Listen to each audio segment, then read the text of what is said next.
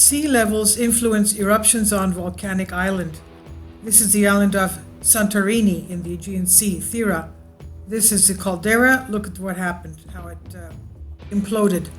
This was a major eruption in 1650 BC. Many believe it's the eruption that could have been at the time of the Exodus, Moses and the tribes from Egypt. This is by Oxford Brookes University. The rise and fall of sea levels influenced the likelihood of volcanic eruptions on the Greek island of Santorini. New research led by Oxford Brookes University discovered, analyzing the timings of eruptions over hundreds of thousands of years, the researchers found that a 40-meter tall fall in sea level is a crucial point beyond which eruptions are more likely to occur. 40 meters, that's about 120 feet fall of sea level.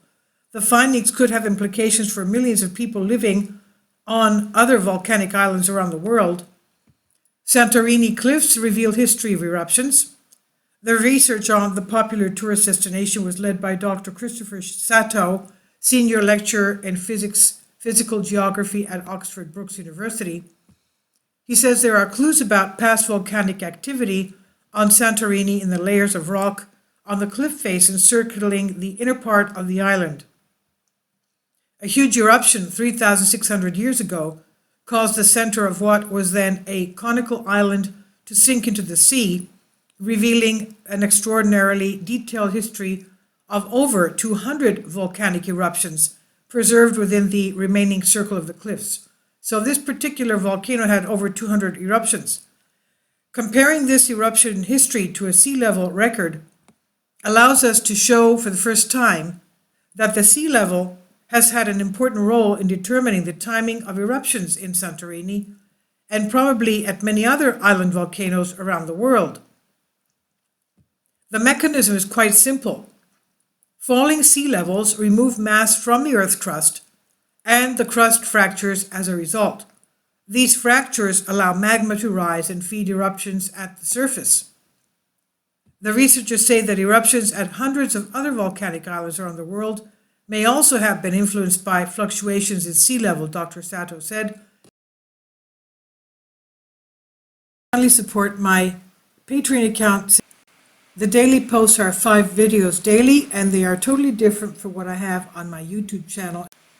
Thank you so much for your support and that you find all my content so interesting. You'll find the Patreon account details in the description box. Just as when you pull a plug out of the bathtub, the water level drops everywhere throughout the bath at the same time. In a similar way, sea level changes occur at the same time everywhere across the globe. Volcanic eruptions and climate change.